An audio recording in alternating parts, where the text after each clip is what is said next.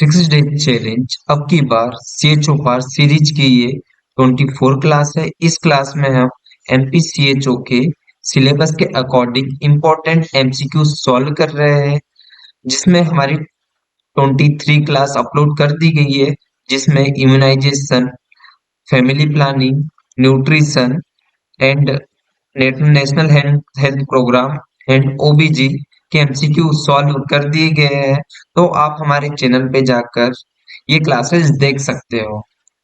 And आज की class में हम चाइल्ड हेल्थ से रिलेटेड एमसीक्यू सॉल्व करेंगे। आप इसके साथ में नोट्स भी बनाते चलिए ताकि आपको रिवीजन करने में कोई प्रॉब्लम ना हो। चाइल्ड हेल्थ से 3 से 4 नंबर के एमसीक्यू पूछे जाएंगे, तो आप इस क्लास को अच्छे से वॉच करिए एंड नोट्स बनाइए। चलिए स्टार्ट करते हैं आज की क्लास। फर्स्ट एमसीक्यू देख लेते हैं हम। एनआईसीयू स्टैंड फॉर, एनआईसीयू का फुल फॉर्म पूछा गया है इसमें, तो देख लेते हैं हम ऑप्शंस। ए ऑप्शन है new born intensive care unit, B option है neonatal intensive care unit, C option है neonatal intermediate care unit and D option है new born intermediate care unit. तो इसका राइट आंसर है बी, क्योंकि NICU का full form होता है neonatal intensive care unit. And next MCQ देख लेते हैं अब हम। Following are immediate essential care to be provided to all the infant except. ये एक्सेप्ट का क्वेश्चन है, इसमें पूछा गया है इन्फेंट है, उस, उसमें सभी इमीडिएट केयर प्रोवाइड करते हैं एक को छोड़कर। तो देखते हैं हम। ये ऑप्शन है प्रोवाइड वार्म, हाँ ये भी केयर हम प्रोवाइड करते हैं इन्फेंट को।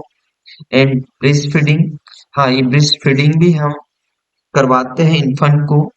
एंड इम्यूनाइजेशन ये भी करवाते हैं, लेकिन हमें पूछा गया है इमीडिएट असेंशियल केयर पूछा गया है। तो इम्यूनाइजेशन भी करते हैं, लेकिन ये इमीडिएट असेंशियल केयर नहीं है। ये इम्यूनाइजेशन में 8 बर्थ पे बीसीजी बीसीजी वैक्सीन और OPV OPV vaccine and hepatitis hepatitis की वैक्सीन लगती है। एंड डी ऑप्शन है प्रिवेंशन ऑफ इन्फेक्शन, हम जो इन्फेंट होता है उससे इन्फेक्शन से प्रिवेंट भी करते हैं। तो इसका राइट आंसर है सी, क्योंकि इम्यूनाइजेशन जरूरी है लेकिन इमीडिएट नहीं है, इमीडिएट असेंशियल केयर नहीं है, इसलिए इसका राइट आंसर रहेगा सी। नेक्स्ट एमसीक्यू देख लेते हैं अब हम। Which of following finding in a newborn baby girl is normal. इसमें एक बेबी गर्ल है, इसमें पूछा गया है कि बेबी गर्ल न्यूबॉर्न बेबी है, इसमें सभी फाइंडिंग्स में से एक फाइंडिंग नॉर्मल है, बाकी सब एबनॉर्मल है, इसमें पूछा गया। तो देखते हैं अब हम ऑप्शंस। ये ऑप्शन है passes of meconium with in first 24 hours. तो जो मिकोनियम है वो पास करता है 24 आवर्स में, ये तो नॉर्मल कंडीशन है। एंड बी ऑप्शन देख लेते हैं। रेस्पिरेटरी रेट ऑफ 70 पर मिनट एट रेस्ट, तो ये एबनॉर्मल कंडीशन, क्योंकि रेस्पिरेटरी रेट होता है न्यूबॉर्न में 30 to 60 बीट पर बीट पर मिनट होता है, ये नॉर्मल रेस्पिरेशन होता है।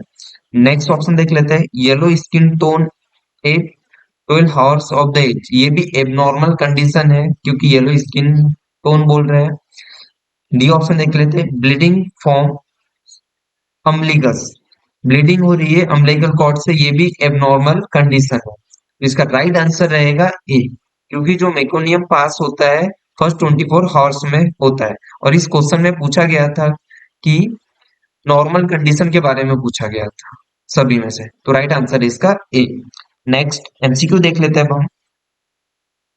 Cleaning the airway of a newborn baby involve all activities except, ये भी एक्सेप्ट का क्वेश्चन है। इसमें बोला गया न्यूबॉर्न बॉर्न बेबी है, उसका एयरवे क्लीन कर रहे हैं, उसमें सभी एक्टिविटी इन्वॉल्व है एक को छोड़कर। तो देख लेते हैं ऑप्शंस। ये ऑप्शन है positioning the baby with head low, तो ये भी पोजिशन ये भी इन्वॉल्व रहता है एयरवे क्लीनिंग में। एंड बी ऑप्शन देख लेते हैं, gentle suction to remove mucus, mucus को रिमूव करने के लिए सक्शन किया जाता है, तो ये भी एक्टिविटी इन्वॉल्व है।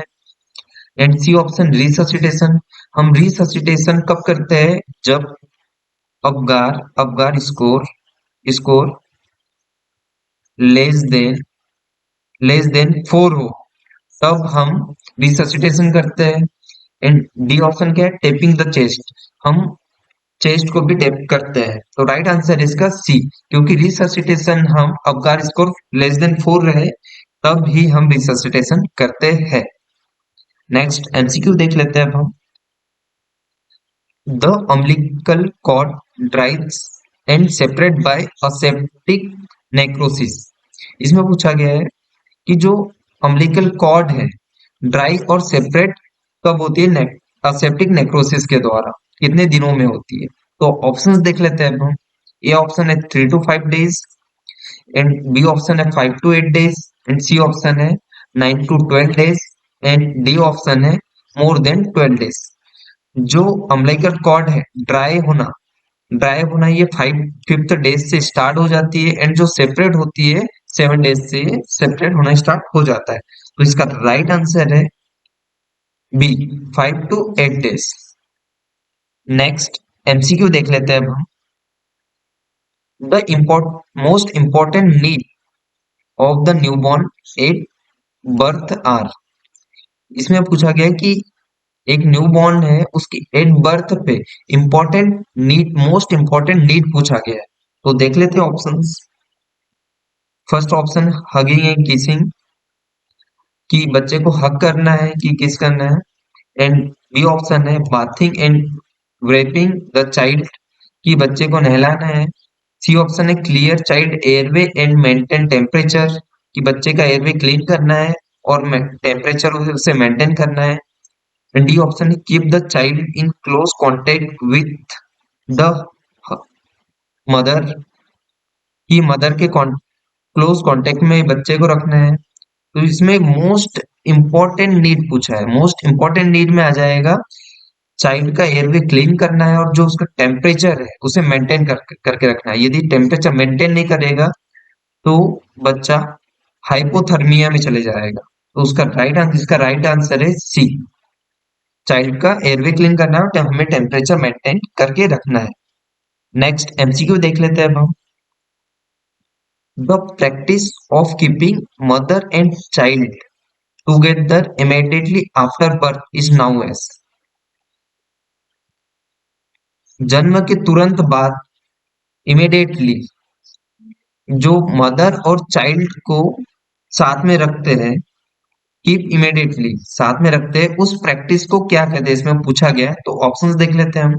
ये option rooming in puerperium, C option laying in, की लास्ट ऑप्शन है बॉन्डिंग। तो इसका राइट आंसर है ए, रोमिंग इन। जो हम जन्म के तुरंत बाद मदर और चाइल्ड को साथ में रखते हैं उस प्रैक्टिस को हम रोमिंग इन कहते हैं, तो राइट आंसर है इसका ए। नेक्स्ट एमसीक्यू देख लेते हैं। विच of the following is used for assessing the pain in children. इसमें पूछा गया है कि चिल्ड्रंस में पेन को असिस्ट करने के लिए क्या यूज किया जाता है, तो देख लेते हैं अब हम ऑप्शंस। ड्रिप पेन इन्वेंट्री का यूज करते हैं, कि बी ऑप्शन है न्यूमेरिकल रेटिंग स्केल का यूज करते हैं। जो न्यूमेरिकल रेटिंग स्केल है ये हम कॉन्सियस कॉन्सियस पेशेंट होते हैं उनके पेन की पेन की इन पेन की इंटेंसिटी को चेक करने के लिए हम न्यूमेरिकल रेटिंग स्केल का यूज करते हैं। एंड सी ऑप्शन है विजुअल एनालॉग स्केल, जो विजुअल एनालॉग स्केल है उसका भी यूज हम पेन की इंटेंसिटी इंटेंसिटी को चेक करने के लिए करते हैं। एंड जो डी ऑप्शन है Wong Baker faces pain rating scale, इसका यूज हम चाइल्ड में पेन का असेसमेंट करने के लिए यूज करते हैं, तो इसका राइट आंसर है डी। जो वॉन्ग बेकर फेस स्केल है इसमें फेस बने होते हैं, स्माइली फेस बने होते हैं, तो जो चाइल्ड जिस फेज से के अकॉर्डिंग फेज शो करता है उसे उस पेन में काउंट किया जाता है। नेक्स्ट एमसीक्यू देख लेते हैं अब हम। Which of the pain scale will you use in a fully conscious adult patient? जो कि हमने लास्ट एमसीक्यू में पढ़ा कि कॉन्शियस एडल्ट पेशेंट में कौन से स्केल पेन स्केल का यूज करते हैं पेन की काउंटिंग करने के लिए। तो ऑप्शंस देख लेते हैं हम। ए है न्यूमेरिकल स्केल, बी है वॉन्ग बेकर स्केल। इसका भी यूज हम पेन का असेसमेंट करने के लिए करते हैं। कि हम सी ऑप्शन है ask patient to tell if you low a moderate high, कि पेशेंट से पूछेंगे कि तुम्हें दर्द कम हो रहा, ज्यादा हो रहा कि कम हो रहा, पूछेंगे। एनी ऑफ द एबो, कोई नहीं। तो इसका राइट आंसर है ए। जो कॉन्शियस एडल्ट पेशेंट होता है उसमें हम न्यूमेरिकल पेन स्केल है उसका यूज करके हम पेन का असेसमेंट करते हैं। तो इसका राइट आंसर है ए। नेक्स्ट एमसीक्यू देख लेते हैं अब हम। Visual analog scale is most widely used to measure. जो विजुअल एनालॉग स्केल है उसका मोस्ट वाइडली यूज पूछा गया है, किस चीज में यूज करते हैं। जो विजुअल एनालॉग स्केल है इसमें ये एक स्केल होती है, इसमें एक साइड कम पेन कम दर्द और एक साइड ज्यादा पेन कम दर्द लिखा होता है। इसमें हम पेशेंट को एक ये लाइन बीच में एक लाइन होती है, इसमें टिक मार्क करने के लिए कहते हैं कि उसे कम पेन हो रहा है या ज्यादा। यदि कम साइड कम पेन हो रहा है तो कम साइड टिक मार्क करेगा और ज्यादा हो रहा है तो वो ज्यादा साइड में टिक मार्क करेगा। तो ऑप्शंस देख लेते हैं हम। ए ऑप्शन है सेडेशन, बी ऑप्शन है sleeping, D option depth of anaesthesia. Anaesthesia की डेप्थ देखने के लिए स्केल का यूज करते हैं क्या? नहीं करते हैं। डी ऑप्शन है पेन इंटेंसिटी, कि पेन की इंटेंसिटी चेक करने के लिए हम विजुअल एनालॉग स्केल का मोस्ट वाइडली यूज करते हैं। तो इसका राइट आंसर है डी। जो पेन की इंटेंसिटी चेक करने के लिए हम विजुअल एनालॉग स्केल का यूज करते हैं। नेक्स्ट एमसीक्यू देख लेते हैं अब हम। Appropriate time for toilet training in in children. इसमें पूछा गया है मोस्ट अप्रोप्रिएट टाइम पूछा गया है टॉयलेट ट्रेनिंग का, जो चिल्ड्रंस में पूछा गया है। तो ऑप्शन देख लेते हैं। 0 to 1 year, and B option है 6 month, की 3 to 6 year, and D option है 1 to 3 year। तो इसका राइट आंसर है 1 to 3 year। 1 to 3 year की एज में हम टॉयलेट ट्रेनिंग देते हैं चिल्ड्रंस को। नेक्स्ट एमसीक्यू देख लेते हैं अब हम। The most appropriate method for assessing pain in a toddler. इसमें पूछा गया टोडलर में असेसिंग करने की पेन असेसिंग करने की मोस्ट अप्रोप्रिएट मेथड कौन सी है। तो ऑप्शंस देख लेते हैं हम। Assist for changes in vital sign, B option use a numerical pain scale, C option है observe the child restlessness, D option है ask the child about pain. तो इसका राइट आंसर है C, observe the child restless. हम child की restlessness को observe करके pain का पता लगाया जा सकता है। और जो टोटलर होता है उसे हम 1 to 3 year की जो एज वाले चाइल्ड होते हैं उसे हम टोटलर में काउंट करते हैं। नेक्स्ट एमसीक्यू देख लेते हैं हम। और child can withhold and postpone his bowel movement at age. जो चाइल्ड है वो कौन सी एज में हमारे उसके जो बॉल मूवमेंट होते हैं उसे होल्ड और पोस्टपोन करते हैं। तो ऑप्शन देख लेते हैं। ए ऑप्शन है 1 year, बी ऑप्शन है 2 year, सी ऑप्शन है 3 year, फोर डी ऑप्शन है 4 year। तो इसका राइट आंसर है 3 year। जो 3 years की एज में जो चाइल्ड होते हैं वो अपने बॉल को पोस्टपोन और होल्ड करते हैं, करना स्टार्ट कर देते हैं। नेक्स्ट एमसीक्यू देख लेते हैं अब हम। The first stool of neonate is called. जो नियोनेट का फर्स्ट स्टूल होता है उसे क्या कहते हैं? तो जो नियोनेट का फर्स्ट स्टूल है देख लेते हैं उसे। फर्स्ट ऑप्शन है सीबम। जो सीबम होता है वो sticky sticky oily oily substance होता है। सब्सटेंस सब्सटेंस होता है जो प्रोड्यूस किससे होता है? Produce produce by C they C sebaceous जो ग्लैंड होती है उससे प्रोड्यूस होता है। जो सीबम है वो स्टिकी ऑयली सब्सटेंस होता है जो प्रोड्यूस होता है सीबेसियस ग्लैंड से प्रोड्यूस होता है। और जो लेनुगो है, जो लेनुगो है ये soft fine soft fine hair होते हैं जो कवर करके रखते हैं, जो कवर करते हैं फिटस को फिटस को कवर करते हैं किसमें? Inside inside inside the uterus uterus uterus के इनसाइड में फिटस को कवर करते हैं ये सॉफ्ट फाइन हेयर होते हैं लेनुगो। एंड जो सी ऑप्शन है मिकोनियम, हम इसे फर्स्ट स्टूल करते हैं नियोनेट का, तो इसका राइट आंसर है सी। नेक्स्ट एमसीक्यू देख लेते हैं अब हम। In case of a newborn whose mother has had untreated syphilis since the second trimester, which of the following is an appropriate line of action? इसमें एक न्यूबॉर्न है, उसकी जो मदर है उसे अनट्रीटेड सिफिलिस है, वो जो सेकेंड ट्राइमेस्टर में अनट्रीटेड सिफिलिस है उसमें पूछा गया है एप्रोप्रिएट लाइन ऑफ एक्शन हम क्या करेंगे, इसमें पूछा गया है। तो ऑप्शन देख लेते हैं हम। उसके पहले जो सिफिलिस है ये सेक्सुअली ट्रांसमिटेड इन्फेक्शन है, सेक्सुअली ट्रांसमिटेड इन्फेक्शन है। ये कॉज्ड होता है, ये caused by bacterium bacterium bacterium Treponema Treponema Treponema pallidum pallidum नामक बैक्टीरिया से कॉज होता है। तो देख लेते हैं इसके ऑप्शन, इसका राइट आंसर क्या है।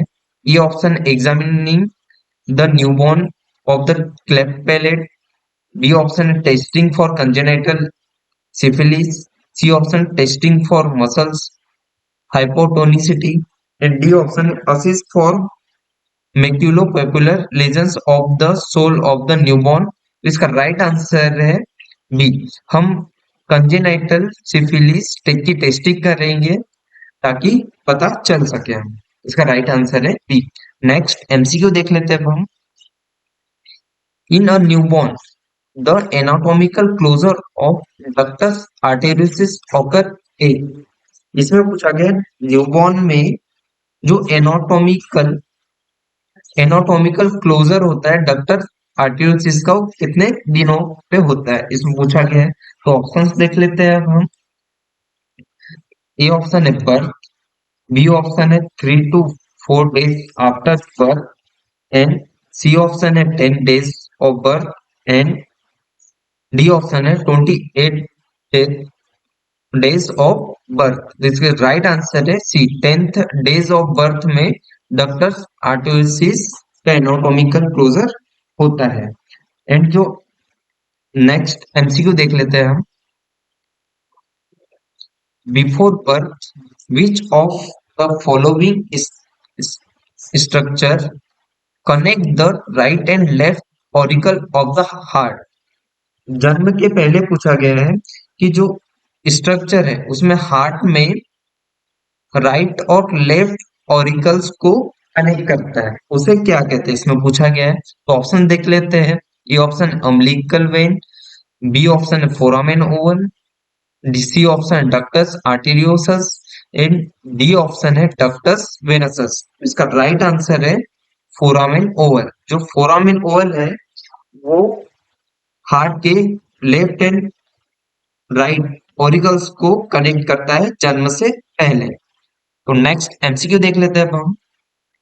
Failure of foramen oval to close will lead to, जो फोरामेन ओवल है उसके क्लोज होने में फेल हो जाता है, फेलियर हो जाता है, उसकी वजह से हमें क्या देखने के लिए मिलता है, इसमें पूछा गया है। ये ऑप्शन पेटेंट डक्टस आर्टेरियोसिस, ये भी हार्ट डिफेक्ट है, ये हार्ट डिफेक्ट है, बी ऑप्शन है transportation of great arteries and C option है arterial septal defect and D option है वेंट्रिकुलर सेप्टल डिफेक्ट। तो इसका राइट आंसर है सी, आर्टेरियल सेप्टल डिफेक्ट। इसका राइट आंसर है सी। जो फोरामेन ओवल है वो क्लोज नहीं होता है, उसकी वजह से हमें आर्टेरियल सेप्टल डिफेक्ट देखने के लिए मिलता है चिल्ड्रंस में। नेक्स्ट एमसीक्यू देख लेते हैं हम। केपुट ससिडिनम इज, केपुट ससिडिनम क्या है इसमें पूछा गया। तो जो देख लेते हैं हम, ए ऑप्शन है birth mark, B option swelling on the face of the baby, C option collection of fluid under under scale, D option है swelling will not cross the suture line. जो स्वेलिंग है suture line को cross नहीं करती है, तो इसका right answer है सी। जो केपुट ससिडिनम है उसमें फ्लूइड का कलेक्शन होता है, कहाँ होता है, स्कैल्प के अंडर होता है।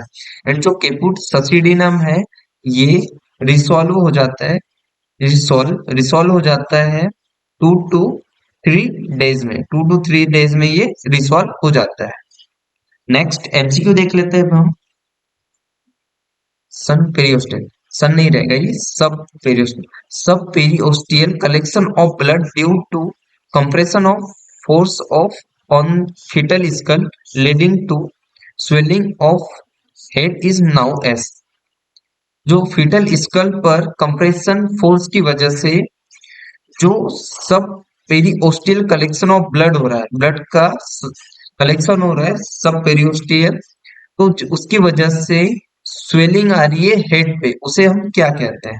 तो ऑप्शन देख लेते हैं। ए ऑप्शन है हेमरेज कहेंगे उसे, कि हेमेटोमा कहेंगे, कि सिफेल हेमेटोमा कहेंगे, कि एन सिफेल सिफेली कहेंगे। तो इसका राइट आंसर है सिफेल हेमेटोमा, राइट आंसर है सी। जो कि फीटल स्कल पर कंप्रेशन फोर्स की वजह से कलेक्शन ऑफ ब्लड हो रहा है सब पेरियोस्टियल, तो उसकी वजह से हमें हेड पर स्वेलिंग देखने के लिए मिलती है, उसे हम सिपेल हेमाटोमा कहते हैं। नेक्स्ट एमसीक्यू देख लेते हैं अब हम। Radial discoloration of an area over the skin in newborn is called. Newborn की स्किन पर डिस्कलरेशन, रेडियल डिस्कलरेशन देखने के लिए मिलता है ओवर द स्किन पे, उसे क्या कहते हैं। तो देख लेते हैं हम ऑप्शंस। लेनिवो, ये तो सॉफ्ट लेनी हेयर्स होते हैं जो कि हमने लास्ट एमसीक्यू में पढ़ा। मिलिया कहते हैं, कि नेवस फ्लेमेरियस कहते हैं, कि डी ऑप्शन है वर्निक्स कहते हैं। तो इसका राइट है नेवस, नेवस फ्लेमस कहते हैं इसे हम, तो इसका राइट आंसर है सी। नेक्स्ट एमसीक्यू देख लेते हैं।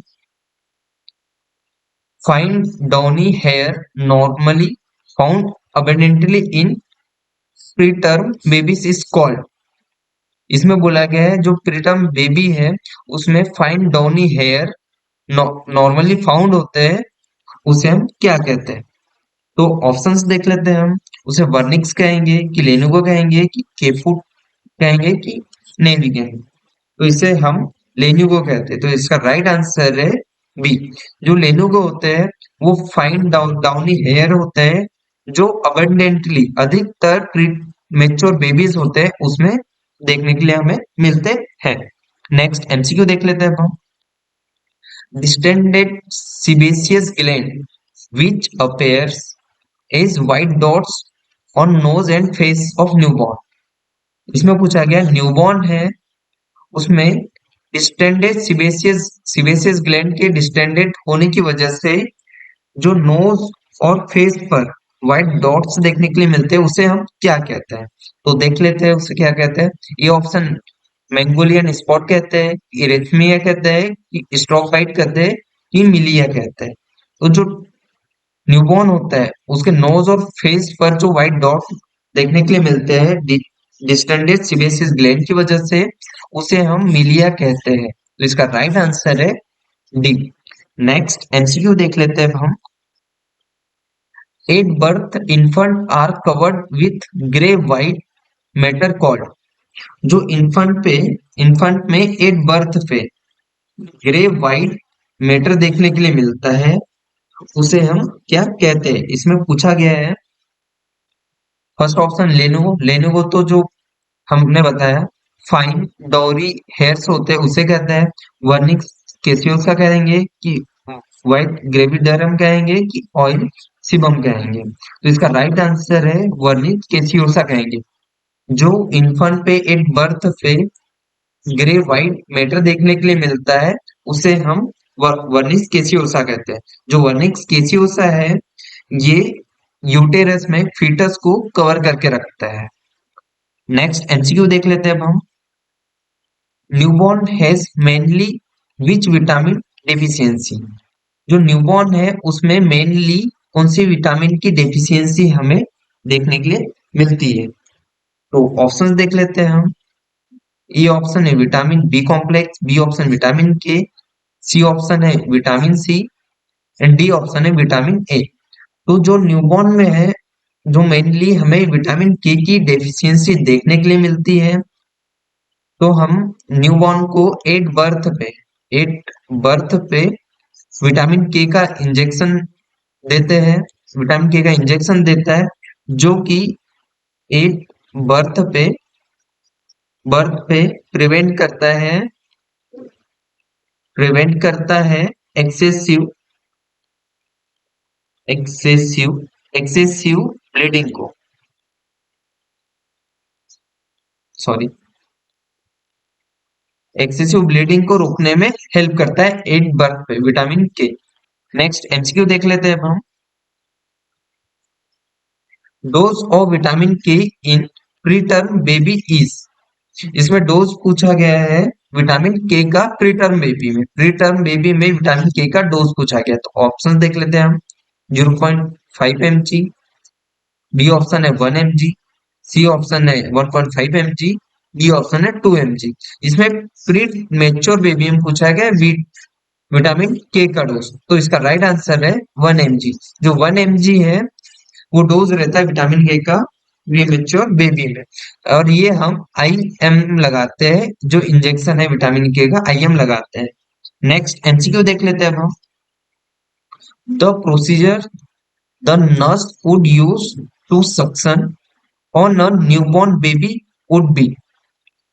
एक न्यूबॉर्न बेबी है उसमें सक्शन कर रहे हैं, तो जो प्रोसीजर है उसमें सबसे पहले सक्शन किसका करेंगे पूछा गया है। तो ऑप्शन देख लेते हैं। First suction the nose, nose का सबसे पहले सक्शन करेंगे। बी ऑप्शन है first the suction the mouth, कि माउथ का सबसे पहले सक्शन करेंगे।